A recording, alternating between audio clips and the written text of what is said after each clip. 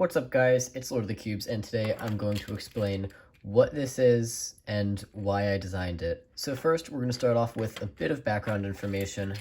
This is the Square-1. You're probably familiar with this puzzle if you're a cuber. It's a popular shape-shifting puzzle, and the Square-1 is only part of a series. There's also the Square-0 and the Square-2. When you look at these puzzles, you'll start to notice a few patterns. All of these have pretty much the same mechanism. They've got this middle slice layer that goes like this, and then top and bottom layers that can rotate freely. You can think of this like a circle that goes around the top and bottom layer. The corners take up 60 degrees each on a Square-1, and these edges take up 30. On a Square-2, the corners are cut in half, so all the pieces take up 30 degrees, and the shape-shifting doesn't actually change the solve at all. And same goes for the Square-0. They're all 90 degrees, so it's basically just a 2x2x3. The slice layer is offset, so even if you make just one turn, the puzzle will shapeshift. And these are technically not cubes, and you'll notice that because if you make this diagonal slice halfway, it actually lines up perfectly with the other part of the cube, if that makes any sense. I don't know how to explain this, but you know what I mean, it lines up properly. There is an already existing Square-3. It was designed by this person on Twisty Puzzle Forum, and I saw Cubes Made Easy make his own video on it, and I thought that there were some things about the design that just didn't stay consistent with the rest of the series. First of all, this wasn't on the original design, but on Cubes Made Easy's. He put the slice layer in the center of the puzzle, which makes it a cube and it doesn't shapeshift on every turn. That kind of bothered me, because like this is a staple of the Square-1 series to me. Another thing that was a little bit off-putting was that the Square-3 was just kind of a Square-2, but with the edges cut in half.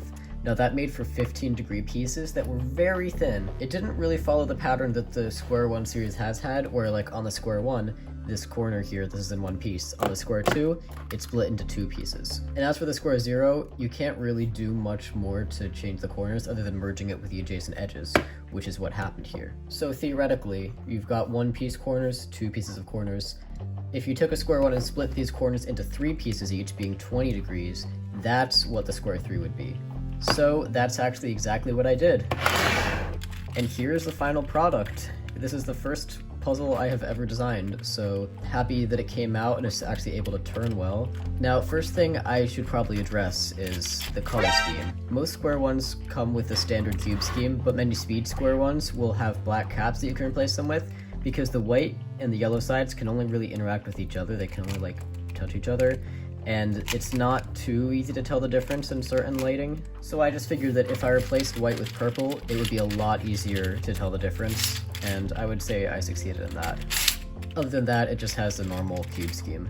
So let's talk about the design of this real quick. So as for the actual design of the puzzle, it's got the same slice layer, same top and bottom layers, you know.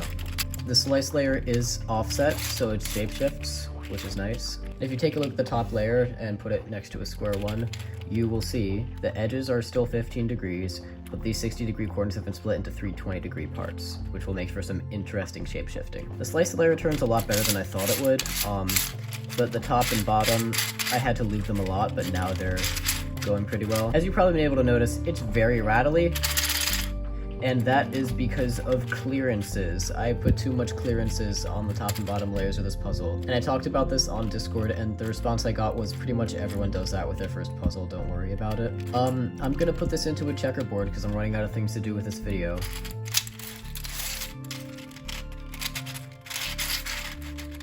Alright, there's checkerboard. Okay, actually, I guess this would be checkerboard, but like, come on. Close enough. As you can see, it's very easy to tell the yellow apart from the purple, which is exactly what we want for a better solving experience. Yeah, the top and bottom layers are very loose. In fact, you can tell if I set it down on the table. Look at the bottom layer. You can almost see it start to like bend away from the rest of the puzzle. So the last thing to do with this puzzle is scramble it and do a solve, except I won't be doing that in today's video. I have a confession to make, guys. I actually don't know how to solve a Square-1. It's the bandaging, I'm telling you. I can solve a Square-0, I can solve a Square-2 just fine, but Square-1, I don't like it, the bandaging. I just don't like bandaged puzzles in general. I actually have a bandaged cube, and it took me like a year and a half of me trying to figure it out on and off before I just like gave up and asked the internet for help. But it was not fun. Solving a square one was on my goals for 2024, so that is something I'm hoping to plan to learn this summer. And after that, you bet I am going to attempt to solve the Square-3, because it sucks that I don't know how to solve my own puzzle. Anyway, I hope you enjoyed this video. That's all I got for today. And on that note, this is Lord of the Cubes signing off.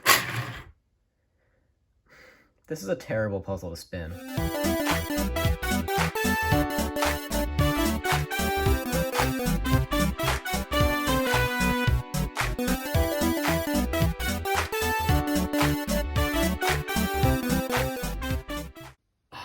Okay, fine, I'll scramble it.